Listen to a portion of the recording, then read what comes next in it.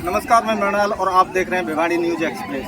मैं यहाँ पर मौजूद हूँ डीपीएस इंटरनेशनल स्कूल के अंदर, जो कि टपुकड़ा में है। साफ तौर पर आप देख सकते हैं टोटल स्टाफ है और टोटल यहाँ पर जो छात्र हैं, यहाँ पर एक व्यवस्था के तौर पर जो कि 78वां यहाँ पर स्वतंत्रता दिवस पूरे भारतवर्ष में मनाने का काम किया जा रहा है। तो फिर आप यूनिकोड को समझ सकते हैं और फिर इंडियन पर कल्चर सिस्टम को भी यहाँ पर दर्शाया गया। मैं फर्स्ट यहाँ पर प्रधानाचार्य हैं, उनसे मैं बात करना चाहूँगा। फर्स्ट तो आपको शुभकामनाएं आज की 78 पूरे भारतवर्ष में आज जो झंडारोहण का जो कार्यक्रम जगह जगह आपको देखने को मिल रहा है, प्रक्रिया को जो दर्शाया गया है, जो कि एक अलग हट है अन्य संस्था सर। जैसे अन्य संस्था मनाती है, हम भी वही मनाए, साथ में कुछ अलग हटके भी काम करना चाहे हैं। जैसे कि आपको बताया था कल मैंने कि हमारा एक मार्च पास्ट हुआ। मार्च पास्ट में हम लोग बहुत आगे से मार्च पास्ट किए और साथ में आज एक तिरंगा को हम ऊपर तक जितनी ऊपर जा सकते थे पतंग के, उसमें हम लोग तिरंगा को आसमान के ऊपर से ऊपर देखना चाह रहे थे। वो चीज़ों का कार्यक्रम भी हम लोगों ने किया, जो कि सबसे अलग हटके था। बाकी हमारा जो होना था नेशनल एंथम, उसके अलावा जो भी छोटा मोटा प्रोग्राम था, म्यूज़िक का था, कराटे का था, जो कि मैंने आपको कल बताया था कि सेल्फ डिफेंस कैसे लिया जाता है बच्चों को, वो हमारे यहाँ पे सिखाया जाता है स्कूल में बच्चों को। वो सारी चीज़ें थी। उसके अलावा जो थोड़ा सा हटके था वो था पतंग। तिरंगा को हम चाह रहे हैं कि आसमान के ऊपर सबसे आगे दिखे, पूरे विश्व में सबसे आगे दिखे, वो हम लोग दिखाने की कोशिश कर रहे हैं। तो जिस तरीके से मैं बात कर रहा हूँ यहाँ पर जो अतिथि के तौर पर मेरे साथ में हाँ जी। बात करता हूँ सर, पूरा भारतवर्ष के 2014 का हमने तय किया है।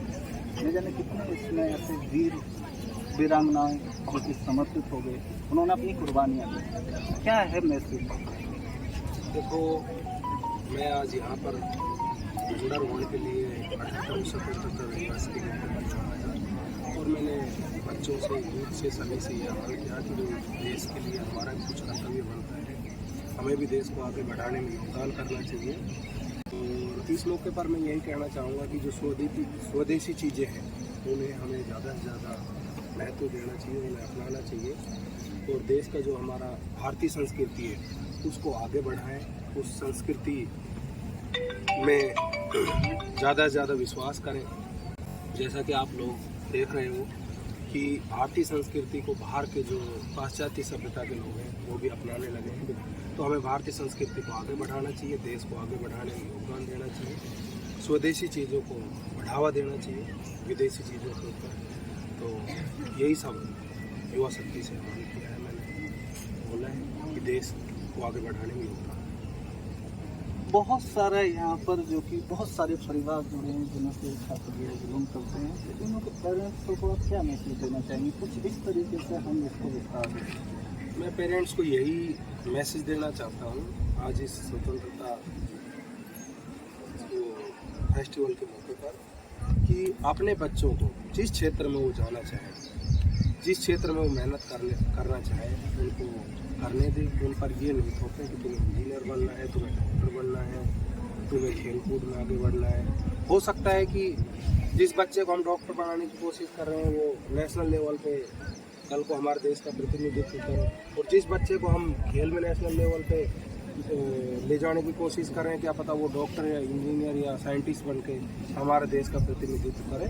तो जहाँ जिन बच्चों का जो जिस तरह का मन है, जिस क्षेत्र में वो जाना चाहें, तो उनको जाने देना चाहिए। उनको फोर्स नहीं, कठपुतली नहीं बनाए कि भाई जो माँ बाप अपने हिसाब से कि नहीं मुझे तो जो जन्म लेते ही जैसे हमारे यहाँ पर कर देते हैं मेरा बेटा तो डॉक्टर बनेगा, मेरा बेटा तो इंजीनियर बनेगा। तो वो देखो हर बंदे की अलग अलग कैपेसिटी होती है, कोई किस क्षेत्र में आगे बढ़ता है, कोई किसी क्षेत्र में आगे बढ़ता है। हर व्यक्ति एक क्षेत्र में आगे नहीं बढ़ सकते। तो मैं पेरेंट्स को इस स्वतंत्रता के मौके पर यही संदेश देना चाहूँगा, कहना चाहूँगा कि अपने बच्चों को देखें कि उनमें प्रतिभा किस क्षेत्र में है, उसी क्षेत्र में उनको आगे बढ़ाने की कोशिश करें।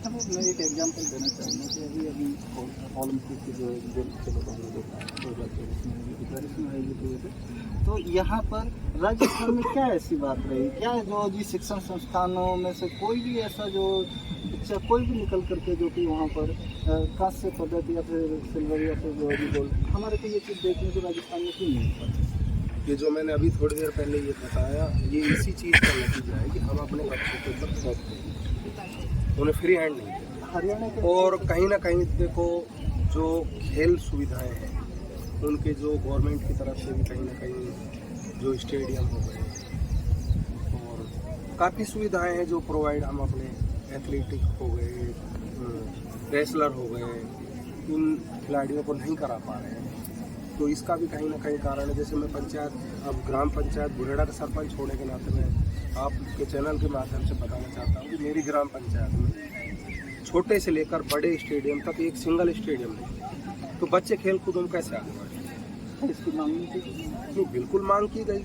पर कहीं कोई सुनने वाला ही नहीं है, सिस्टम ही ऐसा बना हुआ है। अपने स्तर पर आप क्या जो मुहैया कर पा रहे हो खेल स्पर्धाओं को लेकर यहाँ पर? सर मैं यहाँ पे तो सारे खेल को लेकर के आगे बढ़ाती हूँ, बच्चों को जो भी चाहते हैं वो करने देती हूँ, और पेरेंट्स को भी इस चीज़ को बोलती हूँ कि आप पेरेंट्स फोर्स ना करें, बच्चे अगर कोई खेलना चाहते हैं, वो बाहर जाना चाहते हैं तो उनको जाने दें। एवरी ईयर मेरे स्कूल से क्लस्टर के बच्चे जाते हैं, जोनल के बच्चे जाते हैं, वो बच्चे बाहर खेल के भी आते हैं। यानी कि स्टेट और फिर डिस्ट्रिक्ट लेवल पर आप हाँ लोग बिल्कुल प्लान का काम जाते करते हैं, हाँ बिल्कुल सर, हर साल मेरे बच्चे जाते हैं और सिर्फ स्टेट ही नहीं, जोनल भी खेल के आते हैं। बिल्कुल सर। तो देखिए कहीं तक व्यवस्था की बात है, यहाँ पर व्यवस्था का जिस तरीके से यहाँ पर जो रुख देखा जा सकता है, राजस्थान के अंदर की बात कर रहा हूँ मैं। हालांकि खेल ही नहीं, अन्य जो जी प्रतिभाओं की भी बात यहाँ पर करूँगा, क्योंकि कहीं तक जो सरकार को इस पर ध्यान देने की जरूरत है। इंडिपेंडेंस डे आज हम सेलिब्रेट कर रहे हैं और पूरे भारतवर्ष में इसको लेकर के तरह तरह की झांकियाँ, तरह तरीके से कल्चर दर्शाने का काम कर रहा है। एक सुंदर तस्वीर मेरे सामने आप ये देख सकते हो कि कितने बेहतर तरीके से यहाँ पर जो परफॉर्मेंस को दर्शाया गया है, वो बाकी काबिल तारीफ है।